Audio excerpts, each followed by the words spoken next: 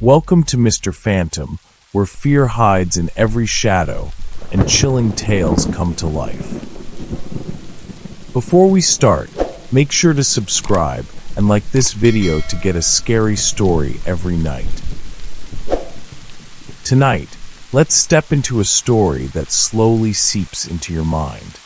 A tale that begins with calmness, with an ordinary life that seems perfectly normal, but beneath the surface, something much darker lurks. Imagine living in a quiet neighborhood. Houses lined up neatly, streetlights glowing softly, and the night air carrying a soothing chill. But among them, there is one house that always feels different. A house that holds a secret. This is the story of a doctor. A neighbor who seems kind, respectable, well-regarded. But there is something about him that can't quite be put into words. Something that feels off, even if you can't see it outright. Tonight, slowly, we will step into his world. A journey that starts with curiosity and ends with something far worse than fear. Relax. Close your eyes if you'd like. Let this voice guide you through the night. Because in the darkness, in the house next door, someone is waiting. I had never been one to believe in urban legends or ghost stories, but there was something undeniably unsettling about my new neighbor. When I first moved into this quiet little town, I was excited about the fresh start. A new job, a new home, and a chance to leave the chaos of the city behind. The house was perfect, small but cozy, with a neatly trimmed yard and an old oak tree in the front. It was the kind of place where people still waved at each other from their porches, where the nights were silent except for the occasional sound of crickets and distant traffic. Then there was Dr. Draven. I first met him on my second day in the neighborhood. I was hauling a box of books inside when I heard footsteps approaching. Turning around, I saw a tall, lean man in his early 40s standing at the edge of my driveway. He had slicked back black hair, sharp cheekbones, and eyes that held an unsettling intensity behind thin, silver-rimmed glasses.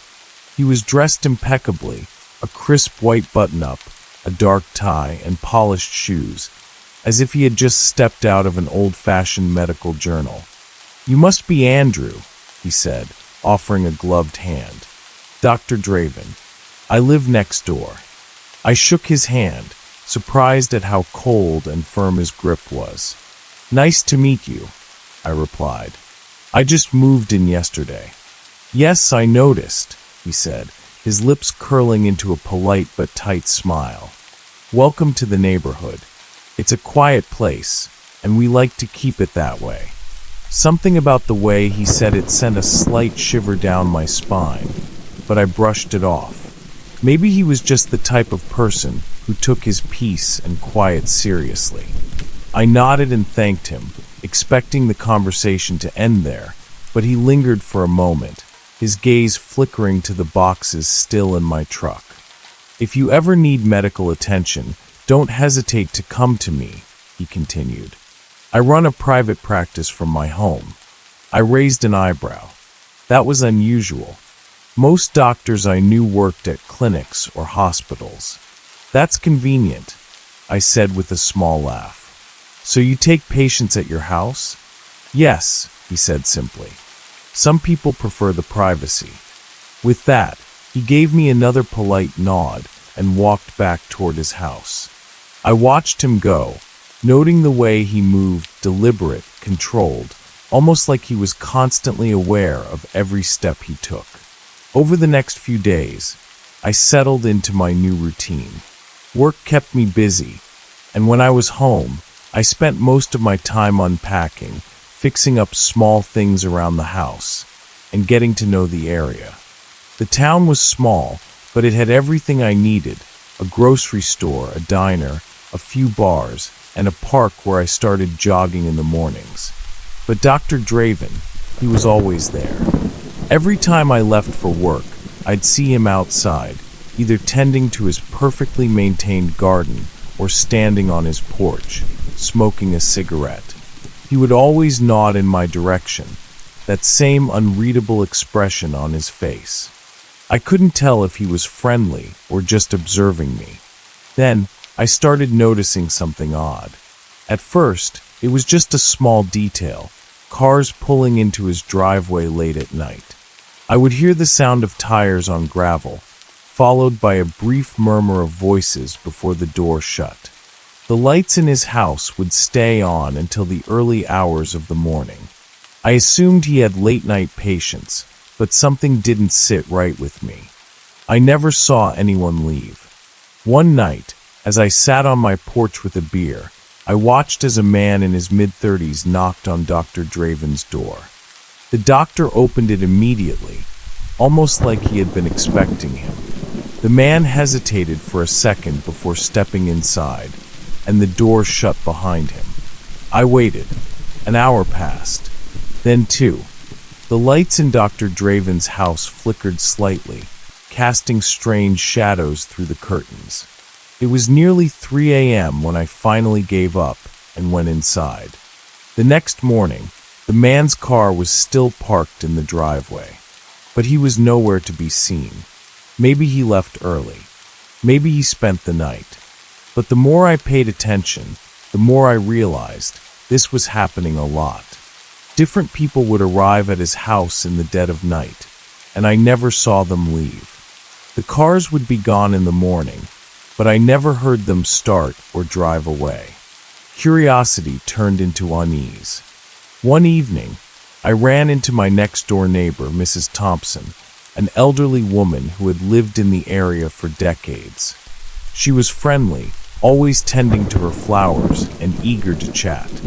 "You live next to Dr. Draven now," she said when I mentioned my neighbor. "He's been here for years. What do you think about him?" I asked, trying to keep my tone casual. She pursed her lips. "Quiet man. Keeps to himself. But," she hesitated, lowering her voice, "there have been rumors." "What kind of rumors?" She glanced around, as if making sure no one was listening. "People say he used to work at a hospital, but something happened.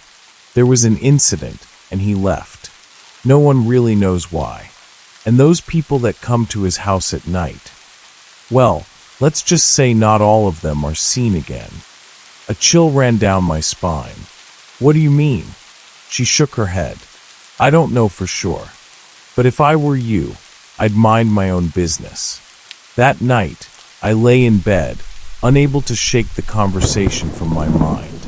Dr. Draven had seemed polite, professional even, but there was something off about him. And if the rumors were true, what exactly was he doing in that house? Then, as if on cue, I heard it. A muffled sound from the house next door.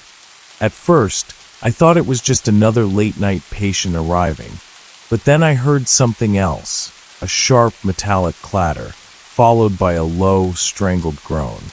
I sat up, heart pounding. Another sound followed, a dragging noise, something heavy being pulled across the floor. Then silence. I held my breath, listening. Minutes passed. Then footsteps. Slow, deliberate, right outside my window.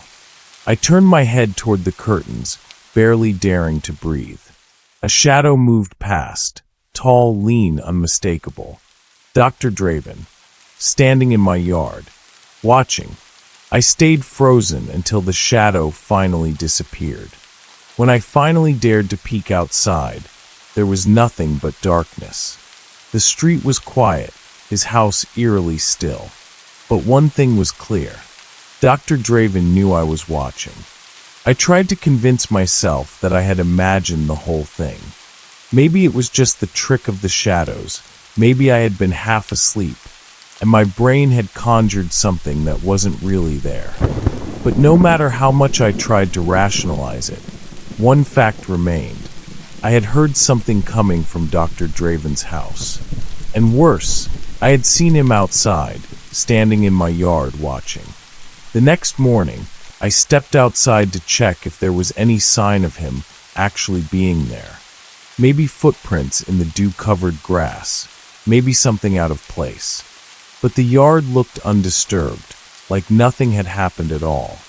My mind was still foggy from lack of sleep, but I couldn't shake the feeling that something was terribly, terribly wrong.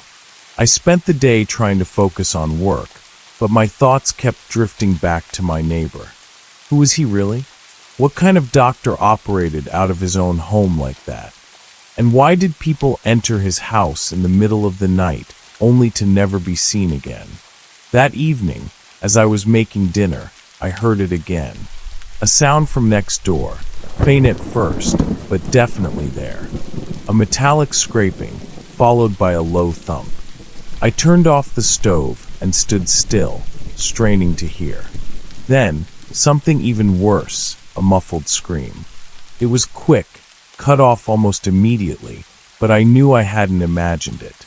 My stomach turned, and a cold sweat broke out on the back of my neck. I had to do something. I grabbed my phone and debated calling the police. But what would I even say? Hey, I think my neighbor might be doing something weird in his house at night. That wasn't enough to go on. I needed more. Taking a deep breath, I walked to my window and pulled the curtain aside just enough to peek through. Dr. Draven's house was dark, except for the faint glow of a single light in what I assumed was the basement. The curtain in that room was drawn, but I could see shadows moving inside. Someone was in there. Then, the shadow moved away, and for a brief second, the curtain shifted just enough for me to see inside. My breath caught in my throat.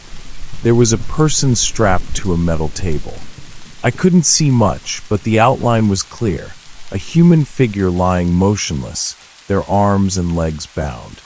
Dr. Draven stood over them, his face obscured by the dim light, but I could see the unmistakable glint of something metallic in his hand. A scalpel.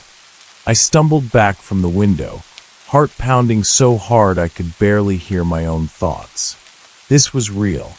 This wasn't some overactive imagination playing tricks on me. My neighbor was doing something terrible in that house. I needed to get proof. Ignoring every instinct telling me to run as far away as possible, I grabbed my phone and turned on the camera. Carefully, I crept back to the window, angling my phone so that I could get a shot of what was happening inside. But before I could press the record button, the light in the basement flickered off. Darkness swallowed the room. I froze, a sudden wave of panic washing over me. Had he seen me? For several minutes, nothing happened. The street was silent. My own breathing felt too loud in my ears. I stayed by the window, waiting, watching. Then, the front door of Dr. Draven's house creaked open.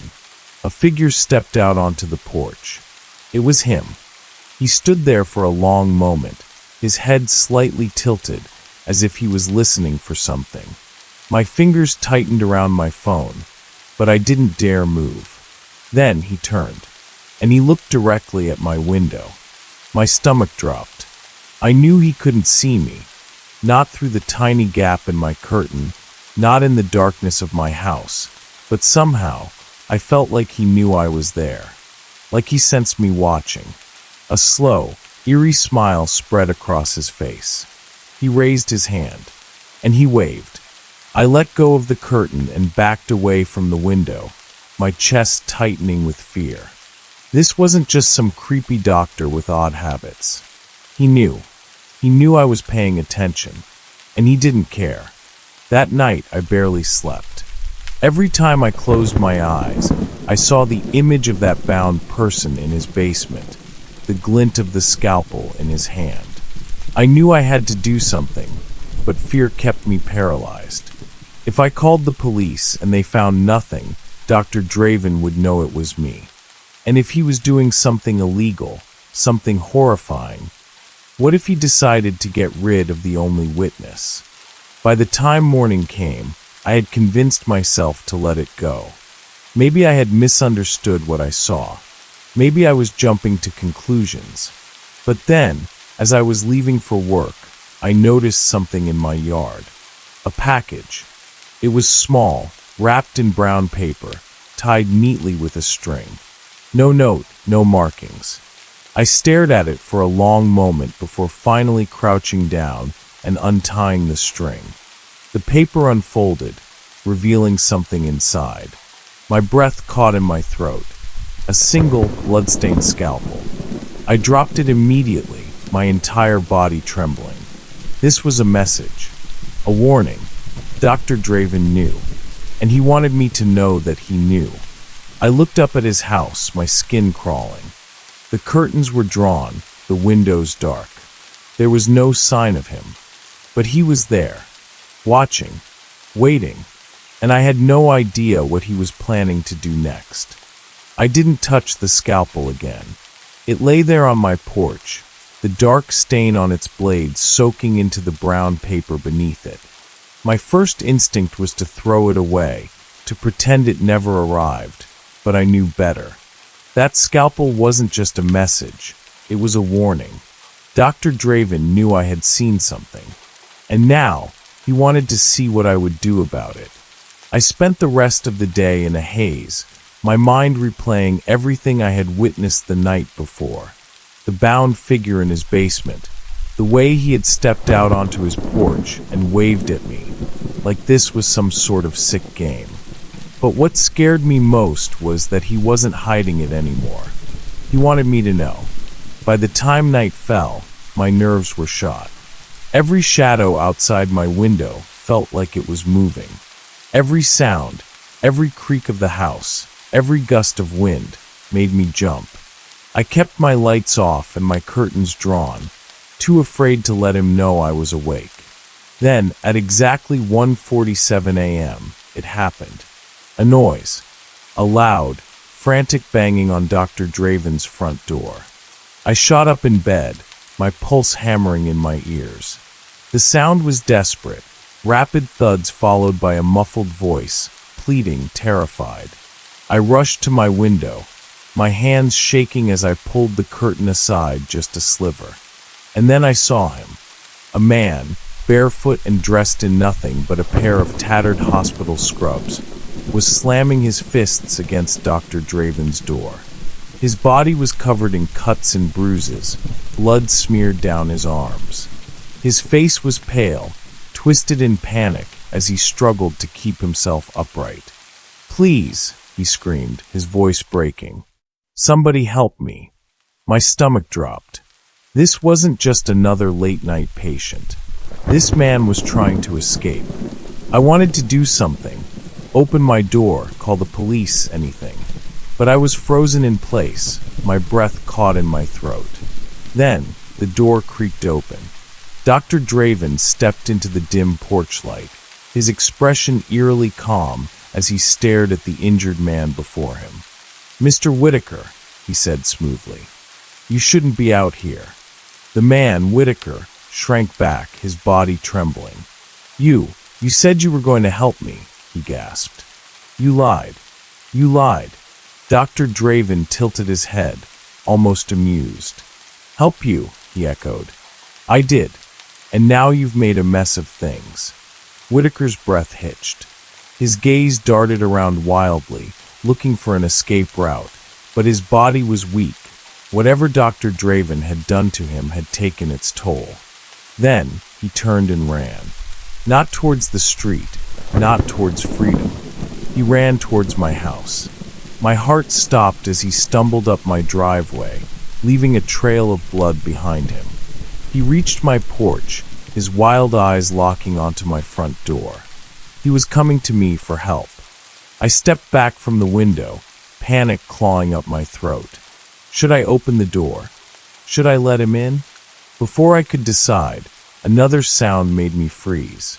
Heavy footsteps. Dr. Draven was following him. Not running. Not frantic. He walked. Steady. Calm. Patient. Like he knew Whitaker had nowhere to go. I watched, horrified, as Whitaker reached for my doorknob, his bloody hands slipping as he tried to turn it. His eyes were wide with terror, his breath coming in short, ragged gasps. "Please," he choked out. "He's going to." A hand clamped down on his shoulder. Dr. Draven grabbed him. In one swift motion, he pulled Whitaker away from my door, spinning him around with terrifying ease. Whitaker tried to fight back, swinging his arms weakly, but Dr. Draven was too strong. "You're making this difficult," the doctor murmured. Whitaker let out a strangled cry, his legs giving out beneath him. And then, without warning, Dr. Draven pulled something from his coat pocket. A syringe. Before I could even process what was happening, he jabbed the needle into Whitaker's neck. The struggling stopped almost immediately. Whitaker's body sagged, his eyes rolling back as his breathing slowed. His limbs twitched, then went completely still. Dr. Draven held him up effortlessly, like he had done this 1,000 times before. I slapped a hand over my mouth, biting back a gasp. Dr. Draven didn't look angry. He didn't look annoyed. He looked bored, like this was just another routine task. With eerie precision, he lifted Whitaker's limp body over his shoulder. Then, for the second time that week, he turned directly toward my window. I barely managed to duck down before he could see me, my entire body trembling. My hands were shaking so badly, I nearly dropped my phone. For several long, agonizing seconds, I sat there in silence, my back pressed against the wall, my heart pounding so loudly I thought it would burst. Then I heard it, the sound of his footsteps retreating. Slow, steady, back to his house. I waited, my entire body rigid, until I heard the soft click of his front door closing. Only then did I dare to breathe. I sat there for a long time, my mind racing. I had just watched Dr. Draven abduct a man who had begged for help. And I had done nothing. I wanted to throw up. My entire body felt like it was shutting down, my brain screaming at me to move, to run, to do something. But I couldn't, because now I knew something with terrifying certainty. Dr. Draven wasn't afraid of being caught. He wasn't worried about people seeing, and that meant only one thing. He had done this before, and he knew exactly how to make people disappear. I didn't sleep that night. I sat on the floor beside my window, my knees pulled to my chest, my hands still trembling. Every time I closed my eyes, I saw Whitaker's bloodied face. I heard his desperate knocking. I saw the way Dr. Draven had injected him, like it was nothing, like he had done it 100 times before. And I had just watched. I should have done something. I should have called the police. But what would I even say? That I saw my neighbor drug a man and carry him back inside? That wasn't enough. Dr. Draven was smart. He would deny it, and I had no proof. But I needed proof. That thought clawed at my brain for the rest of the night. If I wanted to stop him, I needed evidence. A video, a recording, something undeniable. By the time the sun began to rise, my fear had transformed into something else. Determination. I was going to get inside that house. The plan was simple. Wait until Dr. Draven left. He had a routine. Every afternoon, he drove off in his sleek black car, sometimes for hours. I didn't know where he went, but it didn't matter. That would be my chance. I spent the morning pacing, nerves eating away at my stomach. Was this a mistake? What if he came back early? What if there were more people inside? What if I got caught? But I couldn't back out now. At exactly 12:32 p.m., Dr. Draven's garage door opened. His car rolled out onto the street, and just like always, he drove away without looking back. This was it. I grabbed my phone, stuffed a pocket knife into my jacket just in case, and headed outside. The air felt too still, too quiet, like the world itself was warning me to turn back. But I ignored it. His front door was locked. Of course, but his basement window wasn't. I had checked the night before, peering through the bushes that lined the side of his house. One of the small basement windows near the ground was loose, the latch broken. It was my way in. I crouched down, my pulse hammering as I pried the window open. The stale smell of damp concrete and disinfectant hit me immediately.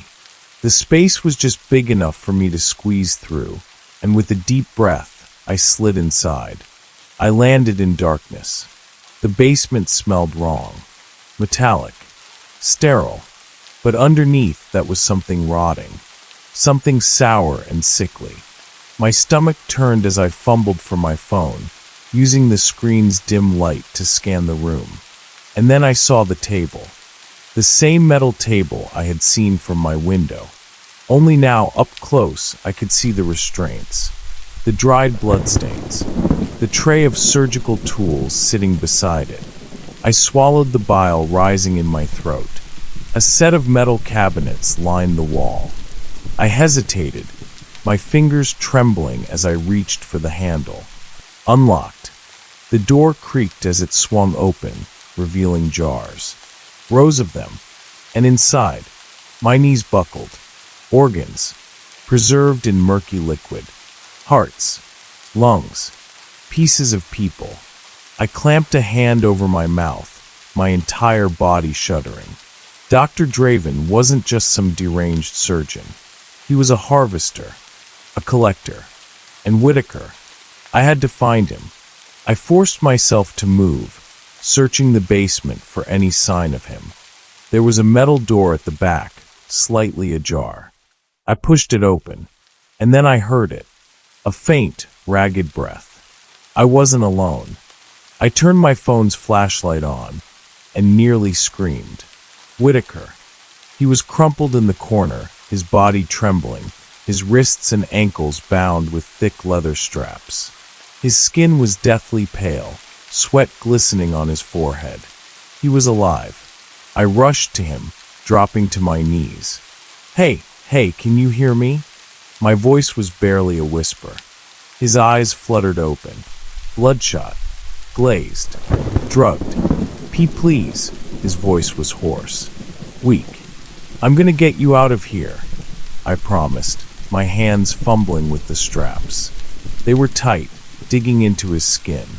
My fingers were slick with sweat as I struggled to undo them. Then, a sound from upstairs. I froze. Footsteps. No, Dr. Draven wasn't supposed to be back yet. Panic surged through me. I worked faster, yanking at the straps, my breath coming in short, desperate gasps. Whitaker's arms came free. Then his legs. He slumped against me, barely able to hold himself up. I had to get him out. I wrapped an arm around his waist, half dragging him toward the basement window. The footsteps above grew louder, the floor creaking under Draven's weight. He knew someone was here. We reached the window. I shoved Whitaker toward it. Come on, climb through. He was too weak. His limbs barely responded. Shit. I braced myself and lifted him, my muscles screaming as I pushed him up through the opening. His fingers scrambled against the dirt outside. Then, with one last shove, he was out. I climbed after him, my heart pounding as I wiggled through the tight space. My shoulders barely cleared the frame when, bang, the basement door slammed open. Dr. Draven's voice was calm. I know you're in here. Pure terror shot through me. I threw myself through the window, hitting the ground hard. Pain shot through my ribs, but I didn't stop. Whitaker was already struggling to his feet. We have to run, I gasped, yanking him up. Now. We stumbled forward, sprinting across the yard. My mind screamed at me to move faster, to not look back. But I did, and I saw him. Dr. Draven stood in the basement window, watching us. Smiling. Not angry. Not surprised. Smiling. Like he had expected this. Like he had let us go. We made it to my house, slamming the door shut behind us. My chest heaved as I locked it, my hands trembling so badly I could barely turn the deadbolt. Whitaker collapsed onto my floor, gasping for air. "We have to call the cops," I panted, grabbing my phone. My fingers hovered over the dial pad. And then, a knock on my front door. Slow, deliberate. I didn't move. Neither did Whitaker. The knock came again. And then from the other side, "Andrew." Dr. Draven's voice was calm, patient, like he was waiting, like this wasn't over. Knock, knock. I couldn't breathe. Dr. Draven was standing at my front door. His voice slithered through the wood like a whisper in the dark, too calm, too controlled. "Andrew." I stared at the door, my heart hammering in my chest. Whitaker was still on the floor beside me, barely conscious, his breath coming in ragged gasps. He couldn't be seen. "I know you're in there." My fingers tightened around my phone, my body frozen in place.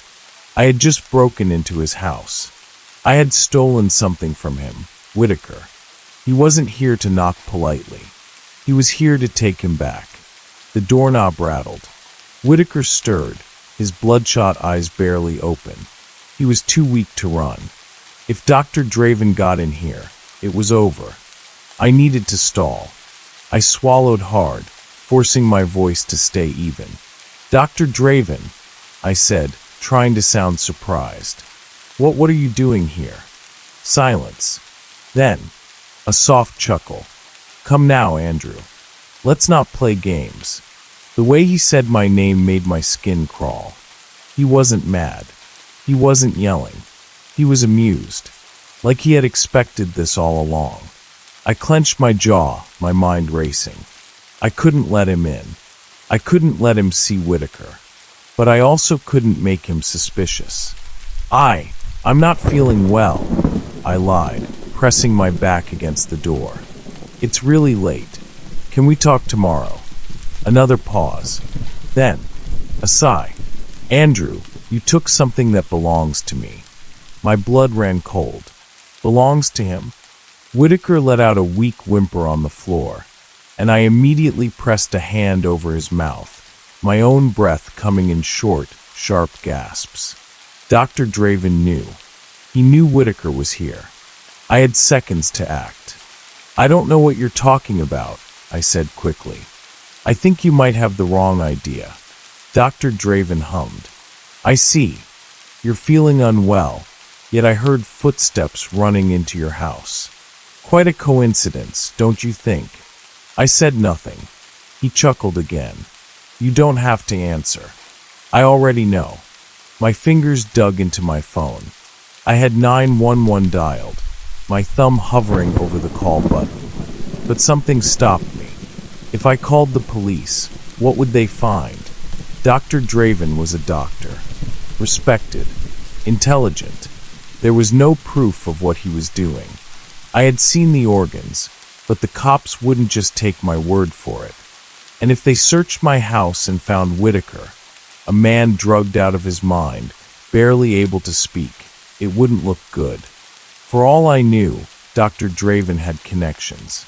People who could cover for him. If I called the cops, I might be making a huge mistake. So instead, I did the only thing I could think of. I lied. "Look, I don't know what you think you saw, but I don't have anyone here," I said, trying to sound exhausted. "I just want to go to bed, all right?" Silence. For a moment, I thought maybe it had worked. Then, "If you say so."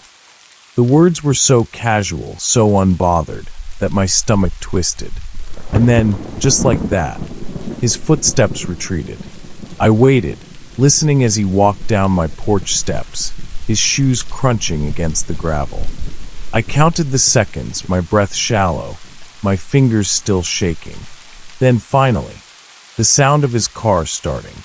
The headlights flashed through my window. He was leaving. I didn't move until the sound of his engine faded down the street. Even then, my body refused to relax. My heart pounded so hard it felt like it was going to explode. Whitaker groaned weakly beside me, snapping me back to reality. I had to move. I had to get him out of here. I grabbed a bottle of water from the kitchen and handed it to Whitaker. He could barely hold it, his fingers trembling as he took the smallest sip. "Can you walk?" I asked, keeping my voice low. He didn't answer. He just shook his head. I clenched my jaw. He was still out of it. Whatever Dr. Draven had injected him with was still in his system. I didn't have much time. Dr. Draven had left, but not for long. I knew he'd be back. And next time, he wouldn't knock. I needed to get Whitaker somewhere safe. Somewhere Dr. Draven couldn't find him. The hospital was out of the question. I didn't trust anyone in the medical field right now. Not when I didn't know how deep Dr. Draven's influence ran. The police? Also a risk. If I went in there with a half-drugged man babbling about organ harvesting, who would believe me? I needed time. I needed to think. And then an idea hit me. My old friend, Mark. He lived about 20 minutes away, just outside the city. We hadn't talked in months, but I knew one thing. He didn't trust doctors either. He had always been paranoid about hospitals, always convinced there was something off about the medical industry. He would believe me. I pulled out my phone and dialed his number, praying he would pick up. 3 rings. 4. Then, "Yo, it's Mark." I nearly sagged in relief. "Mark, it's Andrew. I need a favor." A pause. "Okay. You sound like you're about to pass out, man." I swallowed hard. "I need to bring someone to your place. I can't explain over the phone, but it's bad. Really bad." Another pause. This time longer. Then, "All right, but you owe me an explanation. I'll tell you everything when I get there." I hung up and turned to Whitaker. His head lolled forward, his breathing slow. I grabbed my car keys. "Come on," I whispered. "We're leaving." The drive to Mark's house was the longest 20 minutes of my life. Every time a pair of headlights appeared in my rearview mirror, I thought it was him. I kept checking, expecting to see Dr. Draven's sleek black car trailing behind me. But it never came. Whitaker was slumped in the passenger seat, barely holding on. His breath was shallow, his skin clammy. "We're almost there," I murmured, more to myself than to him. Finally, I turned onto Mark Street, pulling up to his house. The porch light was on. He was waiting. I parked and threw the door open, rushing to the other side to pull Whitaker out. Mark stepped onto the porch, frowning. "Dude, what the hell is going on?" Then he saw Whitaker. His expression darkened. "Shit." I nodded grimly. "Yeah, shit. We got Whitaker inside." I locked the door behind us. Only then did I feel safe enough to breathe. But I knew this wasn't over. Dr. Draven had let us go. And that terrified me more than anything. Mark's house was small, cluttered, and smelled faintly of burnt coffee. But at that moment, it felt like the safest place on earth. I locked the door behind us, my hands still shaking. Whitaker barely had the strength to stand, so Mark and I half carried him to the couch. He collapsed onto it with a weak groan, his head rolling to the side. Mark crossed his arms, eyes flicking between me and the half-conscious man lying in his living room. "All right," he said. "Start talking." I took a breath, trying to steady my voice. "My neighbor, Dr. Draven, he's not just a doctor." My throat felt dry, my pulse pounding in my ears. "He's harvesting organs." Mark stared at me. Then he let out a short, humorless laugh. "You serious?" I didn't laugh. I just nodded. His smirk faded. "You're actually serious." I sank onto the arm of the couch, pressing my hands to my face. I saw his basement, Mark. I saw the jars. Hearts. Lungs. Kidneys. He's taking them from people. Selling them. Mark exhaled sharply, running a hand through his unkempt hair. Dude, that's what the fuck. I know. My voice was hoarse. And Whitaker, I gestured to the man on the couch. He escaped. He was his patient. Dr. Draven drugged him, and I got him out. Mark let out a low whistle, pacing. Okay, so let me get this straight. Your creepy doctor neighbor is running some kind of black market organ operation, and you just waltzed in and stole one of his victims. Basically, Mark blew out a breath. Jesus, Andrew. I didn't have a choice. I rubbed my temples, exhaustion creeping in. Draven came to my house, Mark. He knew. He let us go. And I don't know why. That made Mark stop.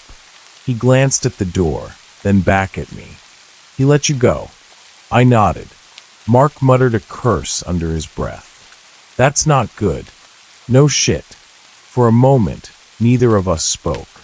Whitaker stirred on the couch, mumbling something incoherent. His eyelids fluttered, his body twitching as if trying to fight off whatever drugs were still in his system. Mark knelt beside him. We need to get him to a hospital. I shook my head immediately. No. If Draven has connections there, we're screwed. He'll find us. Mark clenched his jaw, his fingers tapping anxiously on his knee. Then what the hell do we do? I didn't have an answer. Whitaker suddenly let out a strangled gasp, his whole body jerking. His eyes flew open, wild, panicked, confused. He tried to sit up, but his limbs weren't working properly, and he slumped back against the cushions. Hey, it's okay, I said quickly, grabbing his shoulder to steady him. You're safe. You're not with Draven anymore. His gaze snapped to me, and for a second, I saw nothing but pure terror in his eyes. Then he grabbed me, fingers digging into my jacket, breath ragged. His voice was a frantic whisper. He's coming. A chill ran down my spine. What? Whitaker's grip tightened. His pupils were blown wide, his face slick with sweat. He was shaking violently. He's not going to let me go, he rasped. He's going to come back for me. And for you. Mark and I exchanged a look. He let you escape, I said slowly. Why would he? Whitaker's entire body convulsed. He let out a horrible choking sound, his hands flying to his chest like he couldn't breathe. Then I saw it. His skin. Dark veins were spreading across his arms, slithering up his neck like black ink seeping beneath his flesh. What the fuck? Mark recoiled. Whitaker's breathing turned ragged, his pupils shrinking into tiny pinpricks. His back arched, his entire body seizing. I panicked. Whitaker, what's happening? He made a horrible gurgling noise. And then, he screamed.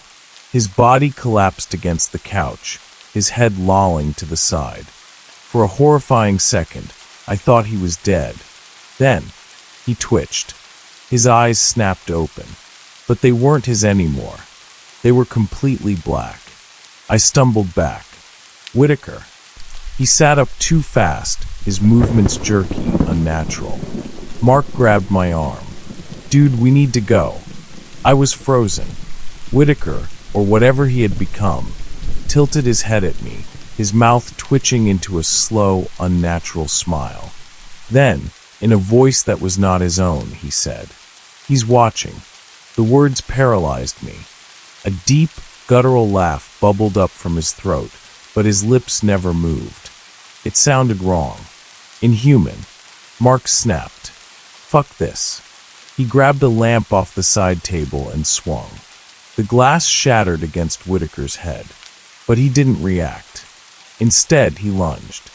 Mark and I barely dodged as Whitaker lunged off the couch, his movements twitchy, unnatural, like something was controlling him.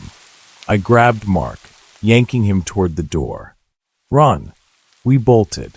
I heard Whitaker laughing behind us, that horrible, unnatural sound that wasn't his. We flew out the front door, slamming it behind us. For a second, all we could do was breathe, my hands gripping my knees as my lungs burned. Mark panted beside me. Dude, what the fuck? Then, from inside the house, the laughter stopped. Silence. I swallowed hard. Do you think he's still? The door creaked open. Slow, deliberate, and Whitaker, or whatever he had become, stood in the doorway, smiling. A voice that wasn't his slithered through the air, too familiar. You should have called the police, Andrew. My stomach dropped. Mark whispered, that's his voice. Dr. Draven. I couldn't breathe. Whitaker's lips curled into an unnatural grin, his blackened eyes locked onto mine. Now nowhere is safe. And then, all the lights in the neighborhood went out. The street plunged into total darkness. Every house, every street lamp dead. A heavy silence followed. No wind, no insects, not even the distant hum of the city. Just silence. Then, a single click echoed from inside Mark's house. The unmistakable sound of a door unlocking. Mark grabbed my arm, his grip tight. His breathing was ragged, panicked. We need to get the fuck out of here, he whispered. I couldn't answer. My whole body was frozen, every muscle locked in place as I stared at Whitaker, or what was left of him, standing in the doorway. He was smiling, not the kind of smile a person wears. Something else was wearing his skin, and it was playing with us. Don't run, Andrew. Dr. Draven's voice, coming from Whitaker's mouth. Mocking. Amused. Mark yanked me backward, and I snapped out of it. We ran. Mark's driveway was gravel, every step crunching beneath my feet. I fumbled for my car keys in my pocket, my fingers slick with sweat. Get in the car, get in the car. Mark shouted. I unlocked it with a frantic beep, yanking the driver's side door open. Then, a hand grabbed my wrist. I screamed. I thought it was Whitaker, but it was Mark. His eyes were wide with terror, his face pale under the dim moonlight. Andrew, look. I turned, and my stomach dropped. Whitaker was gone. The doorway was empty. The house, completely silent. The only sound was my own ragged breathing. Mark shook his head, backing up toward the car. No. Nope. Fuck this. We are not waiting around for some exorcist bullshit. Then the radio in my car crackled to life. But I hadn't started the engine. A sharp burst of static filled the air, followed by breathing. Deep. Measured. Then, I let you go once, Andrew. Dr. Draven's voice hissed through the speakers. Do you really think I'll do it again? The passenger door swung open on its own. I slammed it shut, jumping backward. My entire body was trembling. Mark grabbed my wrist. We need a new plan. No shit, I hissed back. We turned and stopped cold. There was someone standing in the street. Tall. Still. Watching. I knew who it was. Even in the dark, I could see the gleam of his glasses. The pristine white of his doctor's coat. Dr. Draven. His hands were in his pockets, his head tilted ever so slightly. Smiling. And behind him, more figures stepped out of the shadows. A dozen, maybe more. Men. Women. Some of them in hospital gowns. Others in street clothes. All of them standing unnaturally still. And every single one of them had the same pitch-black eyes. A sickening realization settled into my gut. Whitaker wasn't the only one. Draven had done this to others. Mark took a shaky step back. Tell me you have a plan. I swallowed hard. My mind was racing. There was no way out. Draven had cut the power. He had cut off the whole neighborhood. If I ran back to the house, we'd be trapped. If I ran for the street, his patients were waiting. And he wasn't stopping us this time. He was letting us make a choice. Run into his trap. Or run into his monsters. I clenched my fists. No, there had to be another way. I scanned the street, my breath coming in sharp, shallow gasps. The houses around us were dark, empty. But then I saw it. The woods behind Mark's house. Thick, overgrown trees. Barely visible in the night, but deep enough to hide in. Mark followed my gaze and immediately shook his head. No. No way, dude. That's suicide. What other choice do we have? I whispered back. Draven hadn't moved, but his monsters had. The ones in the street took a step forward. Their movements jerky, like puppets on strings. Their eyes hollow, empty, watching. I ran, straight for the trees. Mark cursed behind me but followed. Branches slashed at my arms. Thorns scraped against my legs. But I didn't stop. I pushed forward, ignoring the burning in my lungs, the ache in my muscles. Somewhere behind me, I heard laughter. Draven's voice, low and amused. Run, little rabbit. Mark grabbed my shirt, pulling me to a stop. We're far enough. We need to. A branch snapped behind us. My blood froze. Mark's grip on my arm tightened. We turned, and in the dark, we weren't alone. Between the trees, something was moving. Figures shifting in the shadows. Too many. Mark let out a choked breath. We didn't escape, did we? I stared, heart hammering in my chest. The black eyes were everywhere. And then they moved. I didn't have time to react. A hand shot out from the darkness, grabbing my wrist, freezing cold fingers tightening like a vice. I screamed. Mark swung wildly, his fist connecting with something solid. A sickening crack echoed through the night, followed by a low hiss. We broke free and ran deeper. I could barely breathe. My legs were giving out. My vision was blurring. But I didn't stop. We couldn't stop, because we were never meant to escape. This was part of his game. Draven had let us go again. And that could only mean one thing. He wanted us scared. He wanted us lost. Because whatever was waiting at the end of these woods was worse than anything behind us. The trees blurred as I ran. My lungs burned. My legs ached. But I didn't stop. I couldn't stop. Behind me, I could still hear them. The rustling of leaves, the uneven footsteps, the occasional, inhuman gurgling sounds. Those things, Draven's puppets, were hunting us. Mark was right beside me, his breath coming in ragged gasps. Where the hell are we going? I don't know. I gasped. Just keep running. The forest was thick, and the further we went, the harder it became to see. Shadows twisted around us, and for a terrifying second, I imagined hands reaching out from the darkness, waiting to drag us back. Then, Mark grabbed my sleeve.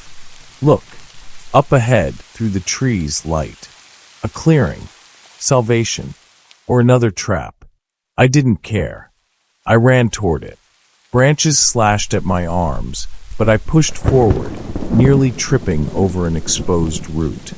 Mark caught me, yanking me upright as we burst into the open. We weren't alone. There was a cabin. Small. Isolated. A single dim light flickering from the porch. And someone was standing outside.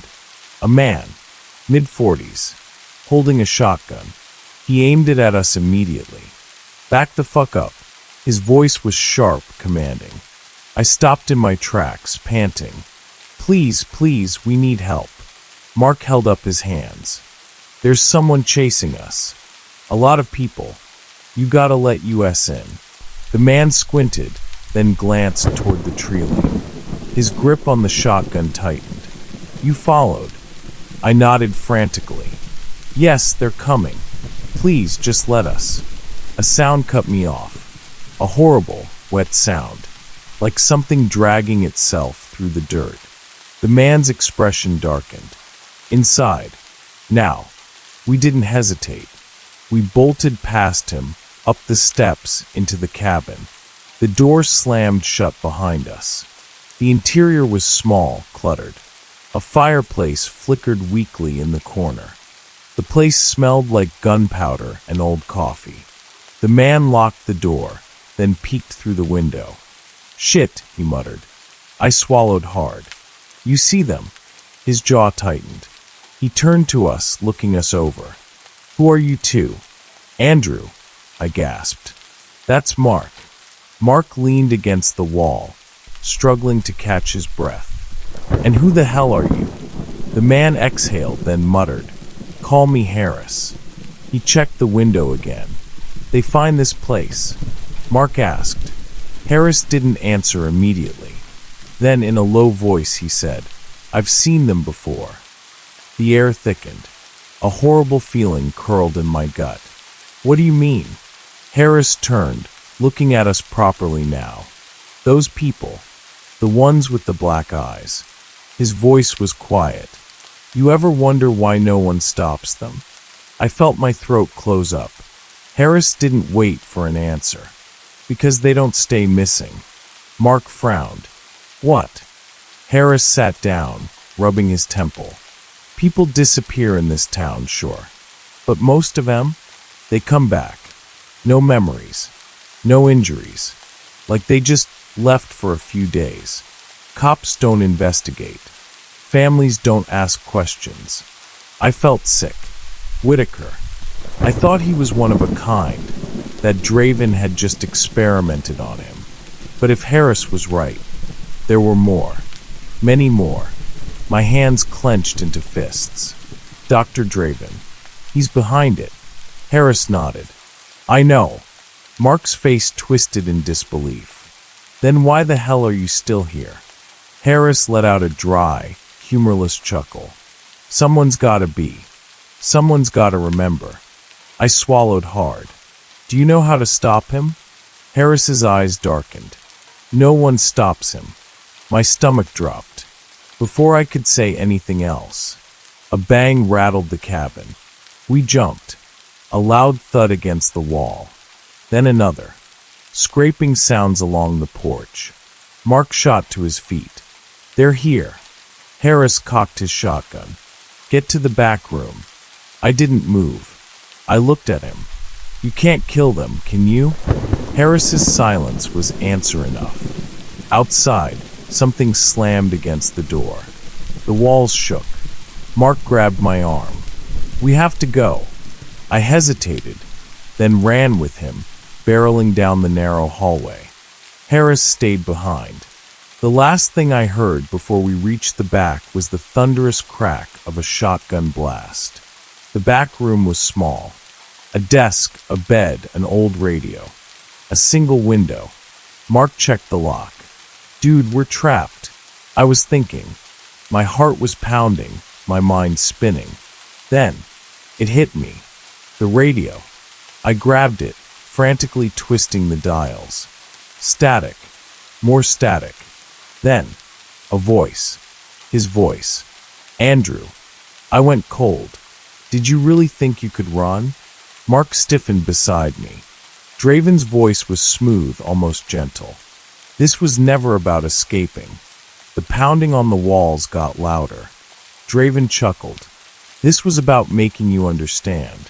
I stared at the radio, my fingers gripping it so tightly my knuckles turned white. "Understand what?" I spat.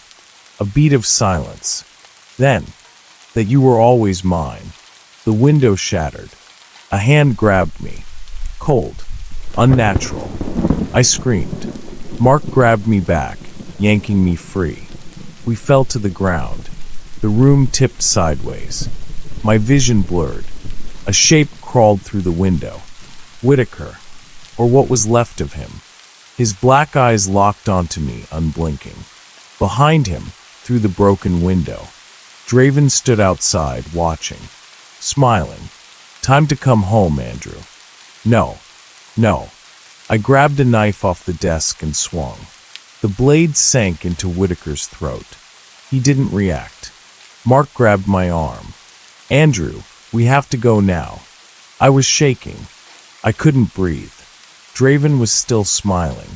Mark pulled me to my feet. "Come on, before we're..." The world blinked. And suddenly, I wasn't in the cabin anymore. I was in a hospital room. Fluorescent lights. Cold air. The faint beep of a heart monitor. Mark was gone. Harris was gone. I turned, and there he was, Draven, standing beside me, calm, smiling. "Welcome back, Andrew," he said softly. I screamed. The night grows deeper, and the echoes of this story begin to fade.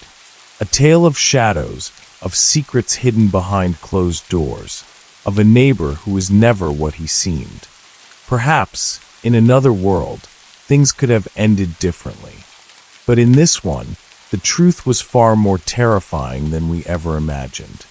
Now, as the darkness settles and silence takes over, let your mind drift away from the eerie whispers of the past. The world outside is still the same. The streetlights flicker, the wind hums softly against your window, and the night watches over you.